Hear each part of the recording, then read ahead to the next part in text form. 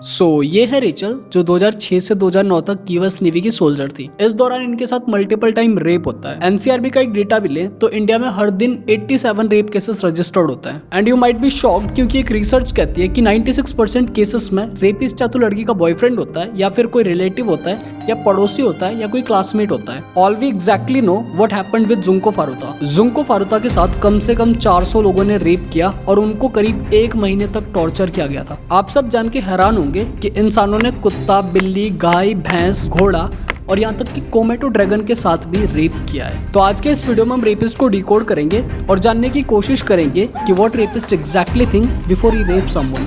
कहावत है कि एक हाथ से ताली नहीं बजती, दोनों बातें। लड़कियों की भी तो कुछ गलती होगी, जब भी तो रेप होया है। ये साले घर से निकलने मत दो, घर की लक्ष्मी घर में रहती है, अच्छा रहता है। ओके, सो इससे पहले हम रेपिस्ट के माइंड को डिकोड करना शुरू करें।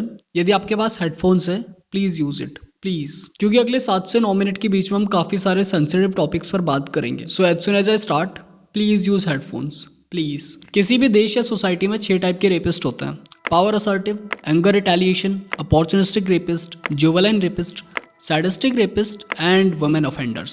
बाकी सबके तो नाम से ही पता चल रहा है कि क्या क्या करते होंगे, but let me explain you the sadistic rapist. See, sadist का डेफिनेशन बहुत सिंपल है। जो किसी दूसरे को चोट पहुंचाकर खुश होता है उसे सैडिस्ट कहते हैं। रामायण के इस सीन में साफ साफ दिख रहा है कि माता सीता हेल्पलेस है, उनको हेल्प की जरूरत है, वो रो रही है, उसके बावजूद रावण हंस रहा है। तो इस सिचुएशन में रावण सैडिस्ट है। इस टाइप की रेपिस्ट बहुत डेंजरस होता है। ये ना सिर्फ रेप करते हैं बल्कि लड़की के सेंसिटिव एरियाज को बुरी तरीके से तहस नहस करते हैं। इसका एग्जांपल है जुंको फारुता का रेप। जुंको का रेप करने वाले सारे रेपिस्ट सैडिस्टिक रेपिस्ट थे, जिन्होंने जुंको के साथ लाइटर और सिगरेट से उसकी आंखों की पलकों को जला दिया गया। कई बार उसको टांगते छत के किसी कुंडी से और आते 6-7-8 लोग दोस्त और पंचिंग बैग की तरह उसके ऊपर वो एक्सरसाइज करते, उसको मारते मुक्के से, और तब तक जब तक कि वो निढाल ना हो जाए, बेहोश ना हो जाए। गरम वैक्स उसके पूरे शरीर पर डाला जाता, उसे तिलचट्टा यानी कि कॉकरोच कच्चा खाने के लिए दिया जाता, उसे उसका अपना यूरिन और पेशाब पीने के लिए दिया जाता। अमेरिका में 1987 में 3200 वुमेन्स पर एक सर्वे किया गया था। सर्वे के दौरान 80% वुमेन्स ने कमिट करा कि उनके साथ रेप करने वाला इंसान उनका कोई जानने वाला ही था। तिहाड़ जेल में एक रेपिस्ट का इंटरव्यू लेने के दौरान रजत मित्रा सर ने अपनी रिपोर्ट में लिखा कि कोई भी रेपिस्ट ये मानने को तैयार ही नहीं है कि उन्होंने किसी के साथ रेप किया है। सारे रेपिस्ट को यही लगता है कि जो उन्होंने किया वो एक नॉर्मल सेक्स है। I mean, वो तो हम अपनी बीवी के साथ भी करते हैं। खादिजा फारूकी एक क्रिमिनल लॉयर है। उन्होंने अपनी ऑब्जर्वेशन में लिखा कि मार्केट में सेक्सुअल प्लेजर हासिल करने के हजारों तरीके हैं, उसके बावजूद कुछ लोग लड़की के साथ जबरदस्ती रेप करते हैं, जिससे साबित होता है कि किसी भी रेपिस्ट का प्राइमरी रीजन सेक्सुअल प्लेजर हासिल करना नहीं होता, बल्कि जबरदस्ती करके मजे लेना होता है। कोई भी रेपिस्ट या फिर कोई भी सैडिस्टिक रेपिस्ट अपना क्राइम एक्सेप्ट करने के बजाय खुद को जस्टिफाई करने की कोशिश करता है, और मोस्ट ऑफ द टाइम तो लड़की को ब्लेम करता है कि यदि वो सपोर्ट करती तो हम रेप करते ही नहीं उसके साथ। और इस बात का एक बहुत अच्छा एग्जांपल है 2012 निर्भया का रेपिस्ट। उससे संघर्ष की कोशिश नहीं करते तो गिरोह उसकी ऐसी वहशी मार पिटाई नहीं करते जिसके बाद में उसकी मौत हो गई।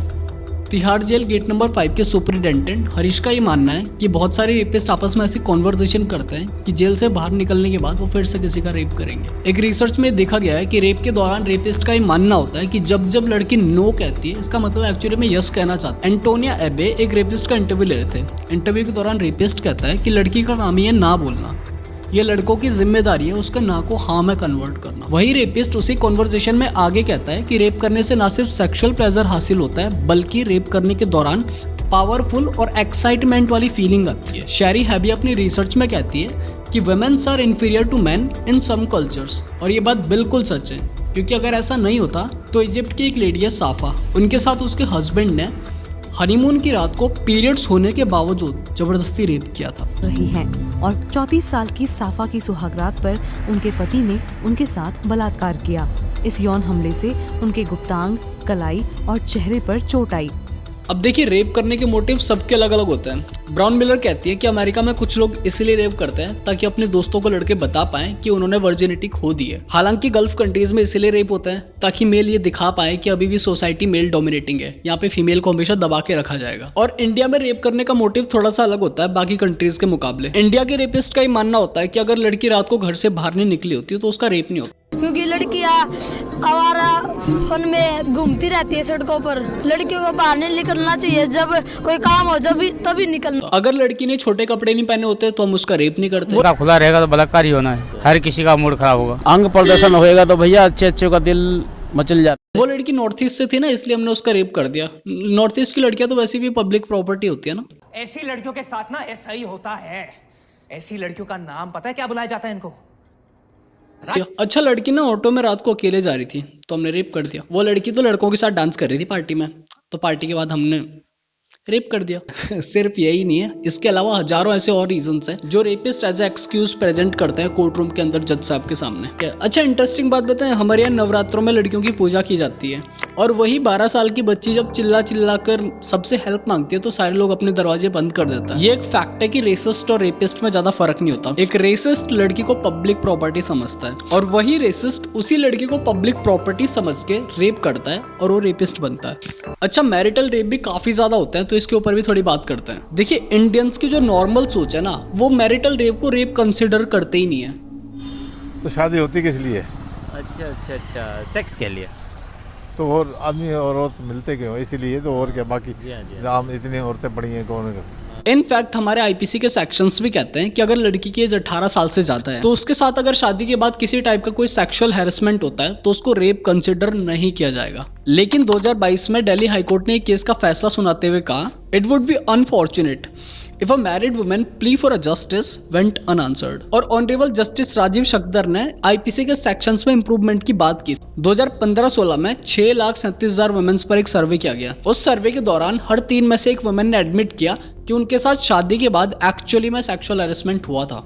सोसाइटी कहती है कि रेप करने वाले को गोली मार देनी चाहिए, पर उसी सोसाइटी में से जब अपने लोग रेप करते हैं तब लोग कानून का तर्क देते हैं। लड़का लड़की गलती करे हैं तो लड़के को खाली भागीदार क्यों माना जाता है? लड़की को घर बिठा देते हैं, लड़के को जेल भेज देते हैं। इसका शॉर्ट टर्म सोल्यूशन तो ये कि रेपिस्ट को गोली मार दी जाए या फिर रेपिस्ट को इमीडिएटली फांसी पर चढ़ा दिया जाए। पर इसका लॉन्ग टर्म सोल्यूशन सारी रिसर्च को अच्छे से पढ़ने के बाद, अच्छे से समझने के बाद हमको जो समझ आया वो ये है कि सेक्स एजुकेशन को कंपलसरी कर देना चाहिए स्कूल्स में। 9th या 10th के बाद स्कूल में सेक्स एजुकेशन कंपलसरी कर देनी चाहिए, हमें ऐसा लगता है। क्योंकि जब तक किसी लड़के को ये बात समझ नहीं आएगी कि एक लड़की को कितना पेन होता है उस दौरान, या फिर उसके बाद लड़की कितना साइकोलॉजिकली डिस्टर्ब रहती है, कितना उसकी सारी चीजें आसपास की खराब होती है, तब तक ये रेप होते ही रहेंगे। अगर आज एजुकेशन सिस्टम में सेक्स एजुकेशन को कंपलसरी कर दिया जाए तो आज से 10 साल बाद रेप के केसेस कम होंगे और डेफिनेटली कम होंगे। यदि आपको ये वीडियो पसंद आया तो आपको ये वाला वीडियो भी पसंद आएगा, जहां पर हमने एक्सप्लेन किया है कि कैसे 2 करोड़ बांग्लादेशी लोग भारत में घुसे हैं। आपका बहुत बहुत शुक्रिया पूरा वीडियो देखने के लिए।